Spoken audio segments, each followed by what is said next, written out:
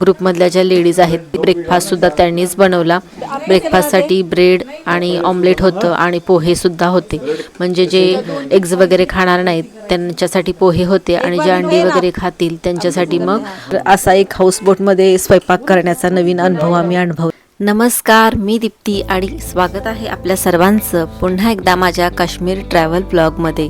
आजचा काश्मीरमधील माझा 4था दिवस आहे आणि आज मी एक्सप्लोअर करणार आहे श्रीनगरमधील फेमस हाऊसबोट. ह्या आधीच्या माझ्या काश्मीरमधील श्रीनगर व्हिडिओमध्ये मी श्रीनगरमधील जगप्रसिद्ध रंगीबिरंगी ट्युलिप फुलांनी सजलेलं असं ट्युलिप गार्डन शेअर केलं होतं. तसेच प्राचीन असे आदि जगद्गुरू शंकराचार्य महाराजांचं मंदिर सुद्धा आम्ही शेअर केलं होतं. आणि सगळ्यात शेवटी मग आम्ही डल लेक सरोवरामध्ये डल लेकमधील शिकारा राईड घेऊन हाऊसबोटकडे निघालो. तर श्रीनगरमधील फेमस अशी दल सरोवरातील ही हाऊसबोट आतून असते तरी कशी आणि याचं किचन, बेडरूम्स वगैरे सगळ्या गोष्टी कशा असतात हे संपूर्ण मी हाऊसबोटची टूर ह्या व्हिडिओमध्ये तुम्हाला दाखवणार आहे. तर हा व्हिडिओ स्किप न करता नक्की पहा. हाऊसबोटकडे जाण्यासाठी आपल्याला शिकारा घेऊन शिकारा राईडनीच आपल्याला हाऊसबोटपर्यंत जाता येतं. श्रीनगरमध्ये आमचा 3 दिवस स्टे झाला हॉटेल अल शेहमाग येथे आणि आजच्या 4थ्या दिवशी आमचा स्टे होता हाऊसबोटमध्ये. संध्याकाळचे 4 वाजले होते आणि पाऊस सुरू झाला होता, त्यामुळे आम्ही इतर श्रीनगरमधली काही ठिकाणे पाहिली नाहीत. आम्ही हाऊसबोटला जाण्याचा डिसिजन घेतला. मग अशा पद्धतीनं शिकारा राईडमध्ये आम्ही सर्व बॅगा वगैरे ठेवल्या आणि ही जी शिकारा राईड आहे ती आमच्या टूर पॅकेजमध्ये इन्क्लूड आहे. हाऊसबोटसुद्धा आमच्या टूर पॅकेजमध्ये इन्क्लूड आहे. शिकारा राईड करत असताना तेथील जे ट्रॅडिशनल काश्मीरी ड्रेस आहेत ते ड्रेस घालून मी सुंदर असे फोटोसुद्धा काढले. अर्ध्या तासाची शिकारा राईड झाल्यानंतर आम्ही हाऊसबोटमध्ये एंट्री केली. हाऊसबोट खूप मोठी असते. एका हाऊसबोटमध्ये 7 ते 8 रूम्स असतात. हाऊसबोटमध्ये एंट्री करताच पहिल्यांदा आहे ही सुंदर अशी गॅलरी, जिथे बसून आपण समोर दिसणाऱ्या दल सरोवराचा आनंद अनुभवू शकतो. त्यानंतर असते ती डायनिंग रूम, म्हणजेच प्रशस्त असा हाऊसबोटमधील हॉल, जिथे सुंदर काश्मीरी पद्धतीचे कोरीव काम असलेल्या नक्षीदार लाकडी भिंती, खुर्च्या, सोफा, डायनिंग टेबल वगैरे ठेवलेला आहे. हॉलमध्ये भरपूर खिडक्याही आहेत. छतावर सुंदर असे झुंबर आहे, त्यामुळे संध्याकाळच्या वेळी अगदी छान वाइब्स येतात. एकदम ट्रॅडिशनल टच ह्या हाऊसबोटीला दिलेला आहे. हाऊसबोटची सफर म्हणजे पाण्यावर तरंगणाऱ्या सुंदर लाकडी महालाचा अप्रतिम अनुभव. काश्मीरची हाऊसबोट म्हणजे फक्त राहण्याची जागा नाही, तर ती काश्मीरी संस्कृती, कला आणि निसर्गाचं जिवंत सौंदर्य दर्शवते. हॉल झाल्यानंतर आतमध्ये जाण्यासाठी असा पॅसेज आहे आणि मग ह्याच्यामध्ये आपल्याला 3 बेडरूम्स असतात आणि ह्याच्याच दुसऱ्या बाजूला अटॅच आहे, त्या बाजूला सुद्धा 4 बेडरूम्स आहेत. तर बेडरूमसुद्धा प्रशस्त आहेत. प्रत्येक बेडरूममध्ये सिंगल बेड, डबल बेड आहे. पांघरायला ब्लँकेट्स आहेत. इकडे थंडी खूप असते म्हणून संपूर्ण हाऊसबोटमध्ये कार्पेट खालच्या बाजूला अंथरलेलं आहे. हीटर्स आहेत. तर ह्या बाजूला 3 बेडरूम्स आहेत आणि सगळ्यात लास्टला जी आहे ती आमची बेडरूम आहे.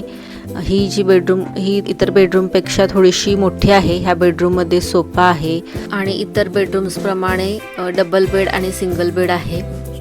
प्रत्येक बेडरूमला विंडोज आहेत, त्यामुळे बाहेरील सुंदर अशा दल सरोवराचा व्ह्यू पाहू शकता.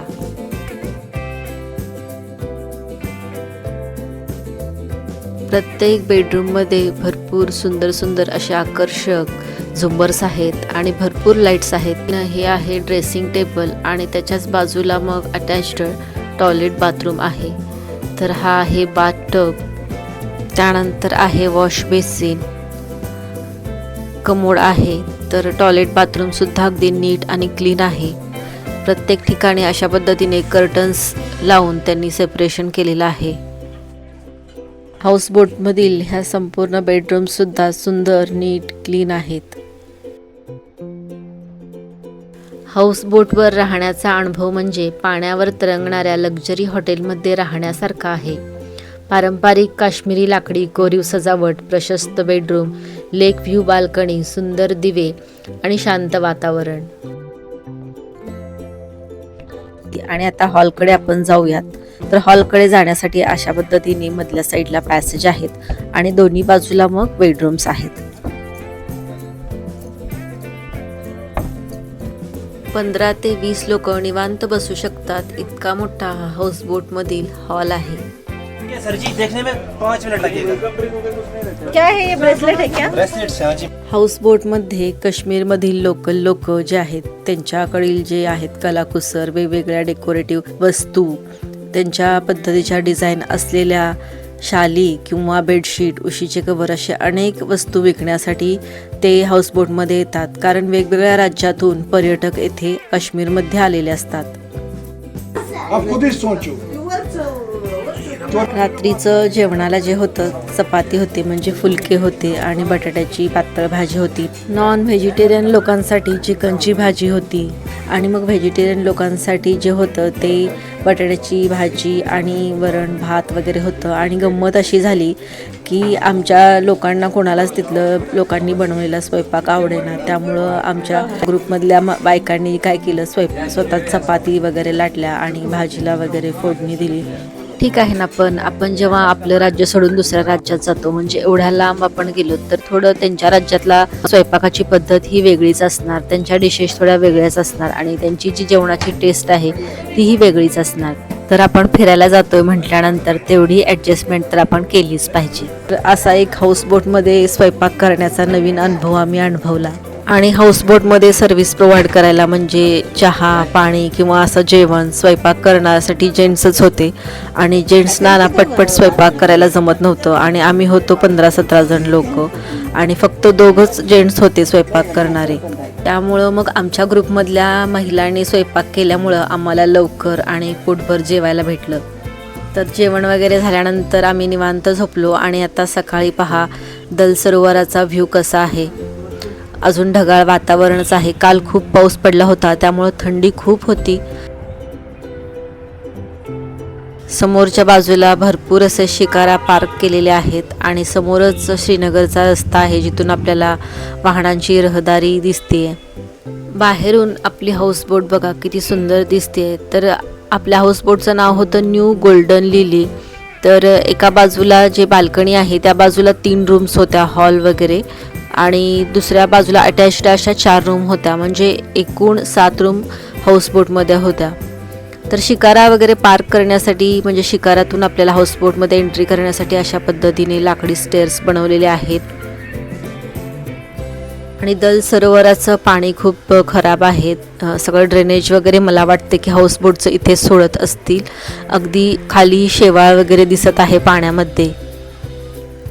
हाऊसबोटच्या दुसऱ्या अटॅच्ड बाजूला अशा पद्धतीने बसण्यासाठी बैठक व्यवस्था आहे. इथे आपण रात्रीचं जेवण वगैरे जेवू शकतो म्हणजे लेकचा व्ह्यू पाहत. आणि आतमध्ये जे आहेत ते बेडरूम आहेत. तर आतमध्ये जाण्यासाठी अशा पद्धतीने लाकडांच्या फळ्या ज्या आहेत ते रचून रस्ता बनवलेला आहे. तुम्ही जर श्रीनगर पाहण्यासाठी येणार असाल तर श्रीनगर पाहण्यासाठी 1 दिवस पुरेसा नाही आहे. श्रीनगर पाहायचं असेल तर मिनिमम 2 दिवस तरी पाहिजेत. श्रीनगर पाहण्यासाठी आमच्याकडे 1च दिवस असल्यामुळे बरेचसे टुरिस्ट पॉईंट आमचे बघून झाले नाहीत. जसं की परी महल, शालीमार गार्डन, निषाद गार्डन वगैरे असे बरेचसे गार्डन आमचे पाहून झाले नाहीत. आज आमचा श्रीनगरमधील लास्ट मुक्काम होता आणि सकाळी आम्ही लवकर आवरून आम्हाला जायचं होतं पहलगामला. आम्ही नेहमीप्रमाणे सकाळी लवकर उठून आमचं आवरून झालं होतं. पण इथले जे सर्व्हिस प्रोव्हाइड करणारे जेंट्स आहेत ते त्यांचं अजून आवरून झालं नव्हतं. नाश्त्याची तयारी झाली नव्हती. हाऊसबोटमधील चहा, रात्रीचं जेवण आणि सकाळचा नाश्ता हा इन्क्लूड असतो.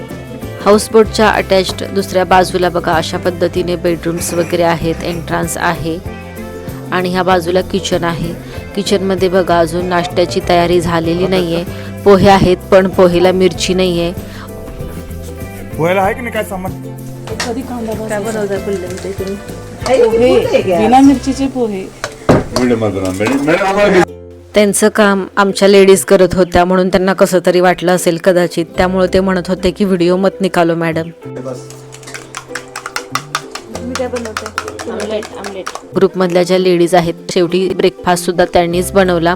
ब्रेकफास्टसाठी ब्रेड आणि ऑमलेट होतं आणि पोहे सुद्धा होते. म्हणजे जे एग्ज वगैरे खाणार नाहीत त्यांच्यासाठी पोहे होते आणि जे अंडी वगैरे खातील त्यांच्यासाठी मग ऑमलेट आणि ब्रेड होते. कैसे बनाते? पहले इसको बना हाँ ब्रेड ऐसे 2 चिटवायचे वरती करायचे. एक बार दिखाइए ना आप कैसे करते हैं? हाँ ब्रेड 2 पीस साथ वो भी पक जाता है ये भी पक तर दोघं जेंट्स असल्यामुळं त्यांना इतक्या लोकांचा स्वयंपाक पटकन आवरता येईना, त्यामुळे तिघींनी मिळून आम्ही स्वयंपाक केला, म्हणजे ब्रेकफास्ट बनवला पटपट. त्यामुळंच ब्रेकफास्ट बनवत राहिल्यामुळे आम्हाला पुढं पहलगामला जाण्यासाठी उशीर झाला. मग आम्ही सुमारे 10च्या सुमारास पहलगामला जाण्यासाठी निघालो. आमच्या बॅगा वगैरे ज्या आहेत ते शिकारामध्ये ठेवल्या आणि पुन्हा शिकारामध्ये बसून आम्ही डल गेटच्या इथे पोहोचलो. तर असा काश्मीरमधील हाऊसबोटमधील आमचा सुंदर अविस्मरणीय असा अनुभव होता. खूप मजा आली आम्हाला हाऊसबोटमध्ये आणि जाताना मग खूप असा मूड ऑफ झाल्यासारखा झाला, कारण अजून एक दिवस आम्हाला श्रीनगरमध्ये राहायचं होतं. असा हा सुंदर आणि अविस्मरणीय दिवस हाऊसबोटमध्ये घालवून आम्ही पहलगामकडे निघालो. संपूर्ण भारतामध्ये आपण फक्त 2च ठिकाणी या हाऊसबोटचा आनंद घेऊ शकतो, एक म्हणजे काश्मीर आणि दुसरं आहे केरळ. केरळमधील हाऊसबोटचा सुद्धा मी अनुभव घेतलेला आहे, त्याचाही व्हिडिओ आपल्या चॅनलवरती अपलोड आहे, तोही व्हिडिओ नक्की पहा. हा व्हिडिओ तुम्हाला आवडला असेल तर व्हिडिओला लाईक करा, शेअर, कमेंट आणि चॅनेलवरती नवीन असाल तर चॅनेलला सबस्क्राईब करा. तसेच बेल आयकॉनसुद्धा नक्की प्रेस करा, म्हणजे येणाऱ्या नवीन व्हिडिओचे नोटिफिकेशन तुम्हाला येईल. पुन्हा भेटू पहलगाममधील ट्रॅव्हल ब्लॉगमध्ये. तोपर्यंत धन्यवाद.